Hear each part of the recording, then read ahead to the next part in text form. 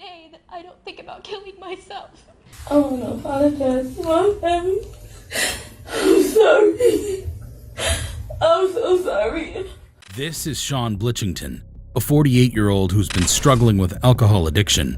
Before 2018, Sean Blitchington had been arrested 5 times for driving under the influence and had his driving license revoked. However, this didn't stop him from driving or drinking. What happened next was shocking, to say the least. On July 22, 2018, Blitchington drank excessive alcohol and took to the streets in his truck, even though his license was revoked and he wasn't supposed to drive. Intoxicated, Blitchington drove on the wrong side on US 301 in Briceville. His irrational maneuver led to him hitting a vehicle carrying 21-year-old Ryan Kennedy and 22-year-old Bailey McKnight. The crash left Kennedy and McKnight, 8 months pregnant at the time, dead on the spot.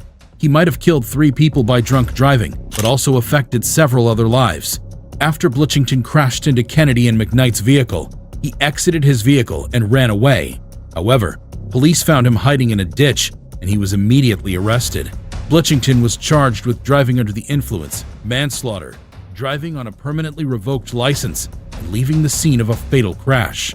During his trial, Circuit Judge James Daniel pointed out that Blitchington's drunk driving was intentional and had devastated families. In making her victim impact statement, Susie Kennedy said she felt like she died that day, but they forgot to bury her body. She called Blitchington a thief who stole away lovely future moments when he killed her daughter and grandson, Lawson. Blitchington apologized to the victim's family and was sentenced to 60 years in prison. He would be 108 years by the time he is done with his prison sentence. This is Charlicia Pelt, a woman who killed her 3-year-old son and wrecked her car, her family, and her life. On August 9, 2018, Pelt made a decision that resulted in the death of her 3-year-old son and changed her life forever. She drove on the wrong side of East 7 Mile Road, ran a red light, and crashed into a car going north on Hayes Street.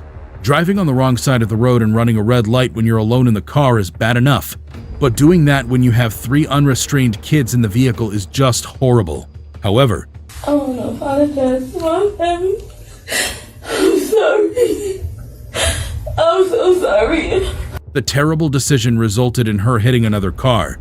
The impact threw her 3-year-old out of the vehicle, and the minivan rolled over him. Fortunately, the other kids didn't sustain any injuries. Pelt was arrested and charged with operating a vehicle while intoxicated, causing death, and second-degree child abuse. During the trial, she apologized to her family and said she was so sorry. Pelt also acknowledged the pain the father of the dead child would be going through. However, she condemned suggestions that she wasn't a good mother, stating that she loved her babies.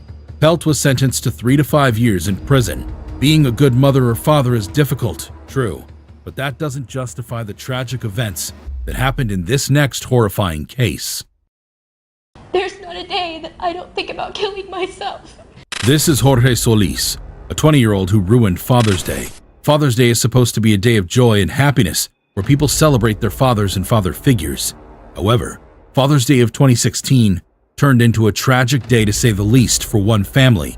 What happens next is not excusable. 20-year-old Jorge Solis, who wasn't yet up to drinking age, drove the wrong way on I-75 South at 5 in the morning and hit a car. The crash resulted in the death of 2 children, 7-year-old Hallie Young, 8-year-old Cabrin Osborne, and 1 man, 49-year-old Michael Furlow. But the tragedy didn't stop there. The crash also paralyzed 3-year-old Clayton Flood and 49-year-old Michael Osborne. The family was traveling from Illinois to Florida on a family visit when Solis crashed into them. Solis was so drunk that after he hit the car, he passed out. The Atlanta Fulton County District Attorney later confirmed that Solis's blood alcohol level was 0.125, way more than the legal limit. They also confirmed that he tried to pretend he wasn't the one driving by sliding across to the passenger seat and coming out from the passenger door. Before the accident, Solis was on probation for a driving under the influence charge in Clayton County. Our families will never be the same again because of what he did in one moment. The 21-year-old was charged with 6 counts of first-degree homicide by vehicle, possession of alcohol by a minor, driving under the influence of alcohol under the age of 21, driving on the wrong side of the road, possession of an open alcohol container, and driving while license was revoked or suspended. Henry Newkirk, the Fulton County judge, sentenced him to 50 years in prison. Driving with a revoked license as a minor is a crime, quite all right. But what would you call wiping an entire family? That's the case of Amber Pereira. This is Amber Pereira. If you thought the previous cases were horrible, Amber's case is about to shock you. Amber killed 3 members of a family, mother, father, and daughter. After the incident, rather than owning up her wrongs, she doubled down and blamed the horrific accident on a seizure. Medications daily, including oxycodone, morphine, gabapentin, and tizanidine. The medications only helped to keep me from screaming and going to the hospital. 31-year-old Pereira was sentenced to 50 years in jail for killing a family of 3 while drunk driving.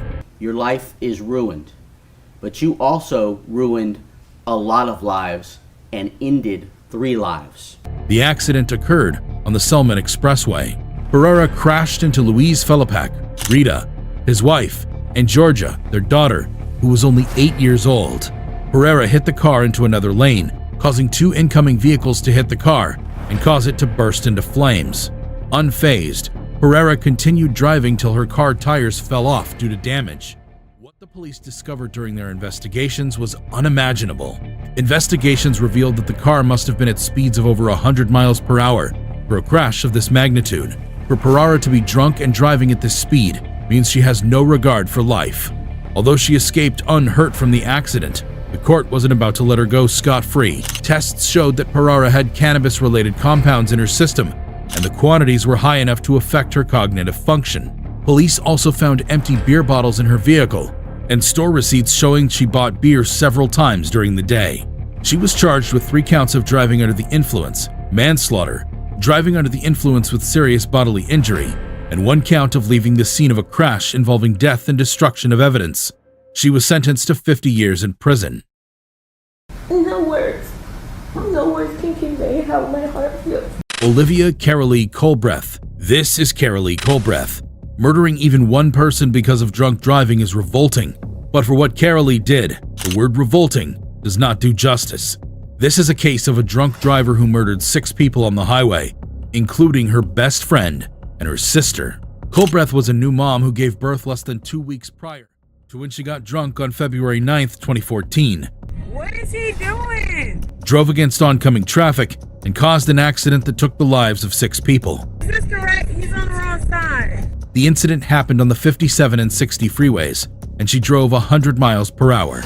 She hit a Ford Explorer head-on, killing 4 Huntington Park family members, including 24-year-old Leticia Ibarra, 80-year-old Esther Delgado, 47-year-old Gregorio Mejia Martinez, and 20-year-old Jessica Jasmine Mejia.